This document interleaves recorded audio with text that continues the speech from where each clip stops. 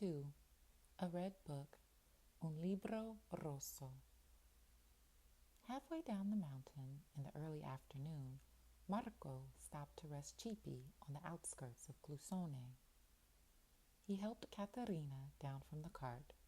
She thanked him, the first time she had spoken directly to him since the trip began that morning. Marco opened a tin and offered her a fresh, crusty roll, thin slivers of salami, and a bottle of sweet soda.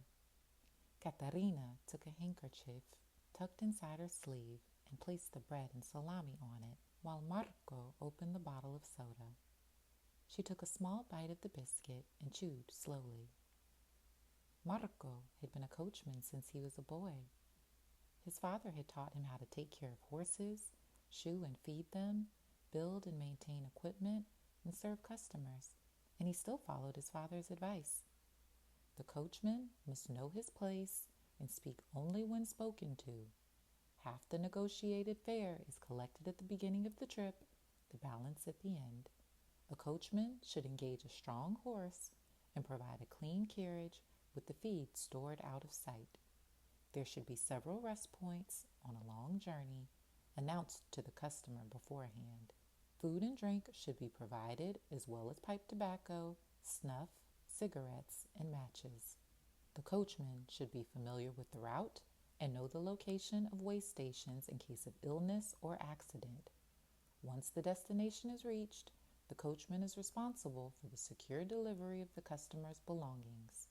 This particular afternoon, Marco forgot the rule about conversing with passengers. He was thinking of his children, and knowing that Signora Lazzari was also a mother, he sensed that she might be simpatico. The little boy she'd left behind tore at Marco's heart. Caterina was stoic until the carriage reached the cleft of the pass. It was only then that she wept. I told my daughter that it wouldn't snow beyond Valle di Scalve. Marco looked out over the expanse of the valley, frozen over in white ice. The hills curved like sculpted marble.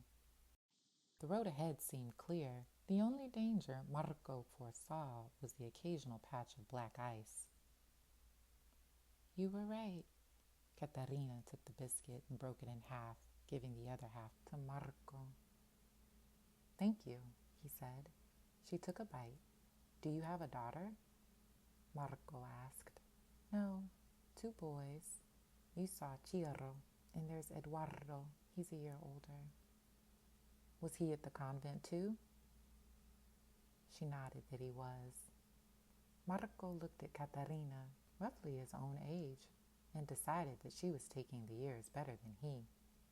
The early mornings, tending the animals, the long days working in the iron ore mine for little return, and the constant anxiety about how to provide for his family had made Marco feel and look older than his age. There had been a time when a beautiful woman like Caterina could turn his head. In the right circumstances, she still could. I always wanted a daughter, she admitted. My eldest is a good girl. She helps her mother and me, and she doesn't complain. Enza is 10 years old, and already so wise. I have 2 sons and 3 more girls. You must have a farm. No, just the cart and the horse. Caterina couldn't imagine why Marco would have 6 children unless he needed to put them to work on a farm. A couple of strong boys was all he would need to keep a carting business with a livery stable going. You must have a good wife, a very good wife. And your husband? Marco realized that he was asking very personal questions, inappropriate for a lady like Caterina. I only ask because you left your boys at the convent, he explained. I am a widow, Caterina offered, but she did not elaborate. Caterina's station in life, once as the daughter of a prominent family, then as a young wife and mother, and now as a widow, required her to hold herself to standards of decorum. A lady didn't confide in a coachman, even when she may very well have been even poorer than he. The Sisters of St. Nicola are very kind, Marco said. Yes, they are. Catarina was sure he was referring to the envelope that Sister Dominica had given to him, which paid for this trip. For Catarina, the nuns had been more than generous. They had taken the boys on short notice and made her arrangements as well. Your boys should do very well there. I hope they will. Many years ago, when I was a boy, the nuns of St. Nicola gave me a remembrance card. I still carry it with me. Marco reached into his pocket and handed her a small illustrated card trimmed in gold. A talisman. Catarina's father used to print cards like this one, depicting the Holy Family, protected by angels. They were distributed on feast days or at funerals, often with the name of the dead embossed upon the back. Her eyes filled with tears at the memory of the boxes of them in her father's print shop. I understand why this gives you comfort. Are you a believer?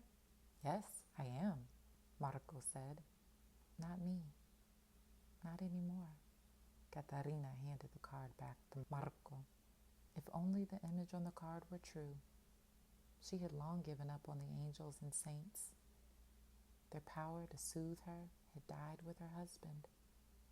She climbed back up into the carriage without Marco's help, suddenly impatient with the length of the journey. How much longer is the trip? We'll be in Bergamo by nightfall.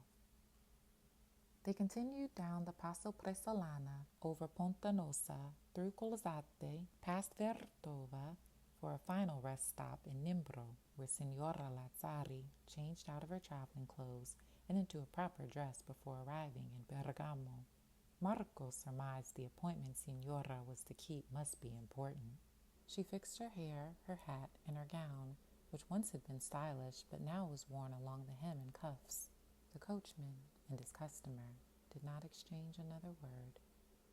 Enza closed the wooden shutters on the window at the front of the house. As she threw the latch, cold wind whistled through the slats. With the hearth crackling behind her, stoked with wood and a few pieces of coal, and a laundry kettle about to boil, the kitchen was filled with a warm and welcome mist. This was Enza's favorite time of day, when night had fallen in Scilpario and the children were in bed. Baby Stella slept in a woven basket draped with a soft white blanket. Her face looked like a pink peach by the firelight. Jacquemina, Enza's mother, a capable woman with a sweet face and soft hands, stirred a pot of milk on the fire. She wore her long brown hair with a center part and two braids, wrapped neatly in a bun at the base of her neck. Jacquemina stooped over the flame until the milk foamed and placed the pan on a stone trivet. She lifted 2 ceramic cups from the shelf, placing them on the table, dropped a pat of butter in each cup, and poured the milk on top. Reaching up to pull a small bottle of homemade brandy from the shelf, she put a teaspoon in her cup, a couple of drops in Enza's. She stirred the mixture and ladled the foam left in the pan on top. This will warm you up. Jacquemina gave Enza her cup. They sat down at the end of their dining table, made from wide planks of alder with matching benches on either side. How Enza wished she could buy her mother a dining room suite made from polished mahogany with fabric seats and a new set of china to dress the table, just like Signora Arduini had at her house. Papa should be back by now. You know the trip back up the mountain is always longer. Mama sipped her milk. I'll wait up for him. You can go to bed. I have wash to do, Enza shrugged. Jacquemina smiled. The laundry could wait, but Enza wanted an excuse to be awake when her father returned. It was always the same. Enza couldn't sleep until all the members of the family were safe inside, asleep in their beds. Mama, tell me a story. Enza reached across the table and took Jacquemina's hand. She spun her mother's gold wedding band around her finger, feeling the grooves of the tiny carved rosebuds etched into the gold. Enza believed it was the most beautiful piece of jewelry in the world. I'm tired, Enza. Please, the story of your wedding day. Enza had heard the love story so many times that her own mother and father had become as magical to her as figures in her favorite book, drawn in exquisite detail and eternally young in the telling. Enza studied the photograph of her parents on their wedding day as if it were a map. In a sense, it was, as they were creating a destination, a life together. The bride and groom sat stiffly in 2 chairs. Mama held a bouquet of mountain asters tightly as Papa rested his hand on her shoulder. Your papa came to see me one Sunday when I was 16 and he was 17. Jacquemina began the familiar story. He drove the governor's cart. At that time, it belonged to his father. It was painted white in those days, and that morning he had filled it with fresh flowers. There was barely room for your papa on the bench. Cheapy, just 3 years old, had pink ribbons braided through his mane. Papa arrived at our house, threw off the reins, leaped off the bench, came into the house and asked my papa if he could marry me. I was the last daughter in my family to marry. My papa had married off 5 daughters, and by the time it was my turn, he barely looked up from his pipe. He just said yes, and we went to the priest. That was that. And Papa said, your father told me that he wanted 7 sons and 7 daughters, and you said 7 children will be enough. And now we have 6. God owes us 1 more, Jacquemina teased. I think we have enough children around here, Mama. We barely have enough food as it is, and I don't see God showing up at the door with a sack of flour. Mama smiled. She had grown to appreciate Enza's wry sense of humor. Her eldest daughter had a mature view of the world, and she was worried that Enza was overly concerned with adult problems. Enza went to the fire to check the iron kettle, suspended on the spit and filled with bubbling hot water, melted down from snow. A second pot, resting on the hearth, filled with clean hot water, was used to rinse the clothes. Enza lifted the pot off the fire and placed it on the floor. She picked up a wooden basket full of nightshirts and placed them into the kettle to soak, added lye, and stirred the laundry with a metal rod, careful not to splash the lye onto her skin. As she stirred, the nightshirts turned bright white. Enza poured off the excess water into an empty pot and hauled it to the far end of the kitchen, where her father had made a chute in the floor, feeding into a pipe that released water down the mountainside. She wrung the nightshirts by hand and gave them to her mother, who hung them up on a rope by the fire. Mother and daughter making quick work of a big chore. The lye, sweetened with a few drops of lavender oil, filled the room with the fresh scent of summer. Jacquemina and Enza heard footsteps on the landing. They ran to the door, opening it wide. Marco was on the porch, brushing the snow off his boots. Papa, you made it! Marco came into the house and embraced Jacquemina. Signor Arduini came for the rent this morning, she whispered. What did you tell him? Papa lifted Enza off the ground and kissed her. I told him to wait and speak to my husband. Did he smile? Marco asked his wife. No. Well, he just did.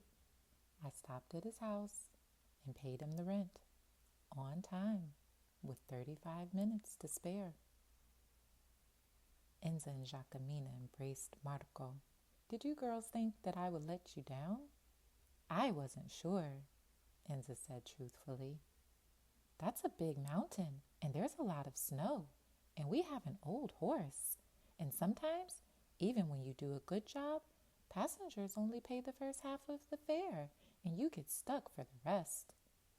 Marco laughed. Not this time. Papa placed 2 crisp lire and a small gold coin on the dining table. Enza touched each bill and spun the gold coin, thrilled at the treasure. Jacquemina lifted a warming pan from the hearth filled with her husband's dinner. She served her husband a casserole of buttery polenta and sweet sausage and poured him a glass of brandy. Where did you take the passenger, Papa? To Domenico Picarazzi, the doctor.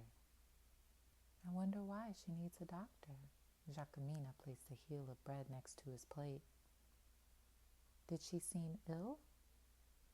No, Marco sipped his brandy. But she's suffering. I think she must have just become a widow. She had just placed her sons in the convent in Vilminore. Poor things, Giacomina said. Don't think about taking them in, Mina. Enza noticed that her father used her mother's nickname whenever he didn't want to do something. 2 boys, around Enza's age, 10 and 11. Giacomina's heart broke at the thought of the lonely boys. Mama, we can't take them, Enza said. Why not? Because it's 2 more children, and God only plans to send you 1 more. Marco laughed as Enza stacked the laundry pots and kettles next to the hearth. She kissed her mother and father goodnight and climbed the ladder up to the loft to sleep. Enza tiptoed in the dark past the crib where Stella slept and over to her brothers and other sister, who slept on one large straw mattress, their bodies crisscrossed like a basket weave. She found her place on the far side of the bed and lay down to sleep. The sound of the gentle breathing of her brothers and sisters soothed her. Enza prayed without making the sign of the cross, saying her rosary or reciting the familiar litanies from Vespers in Latin. Instead, she called on the angels, thanking them for bringing her father home safely. She imagined her angels looked a lot like the gold-leafed putti holding sheaves of wheat over the tabernacle at the church of Barzesto, with faces that resembled that of her baby sister Stella. Enza prayed to stay near her mother and father. She wanted to live with them always and never marry or become a mother herself. She couldn't imagine ever being that brave, courageous enough to stand away from all she knew to choose something different. She wanted to live in the same village she had been born in, just like her mother. She wanted to hold every baby on the day he was born and bury every old person on the day he died. She wanted to wake up every day to live and work in the shadows of Il Pizzo Camino, Corno Stella, and Pizzo de Tre Signore, the Holy Trinity of mountain peaks that she had been in awe of her whole life. Enza prayed that she could help her mother take care of the children, and maybe 1 more when God sent him. She hoped the new baby would be a boy, so Battista and Vittorio would feel less outnumbered. She prayed for patience, because babies are a lot of work. Enza prayed for her father to make enough lire to buy the house, so they wouldn't have to live in fear of the padrone any longer. When the first of the month arrived, so would Signor Arduini. Enza dreaded it, as there were times when Marco could not pay the rent, so Enza used to imagine her father's empty pockets filled with gold coins. Her imagination helped her avoid despair. The things that frightened her could be willed away. Enza imagined a satisfactory outcome to every problem, and thus far, the world had obeyed her will. Her family was warm, safe, and fed tonight. The rent was paid, and there was money in the tin box that had been empty for too long. Throughout the day, she pictured her father as he came up the mountain, imagining each curve of the road, the rest stops where Cipi ate oats, and Papa enjoyed a smoke.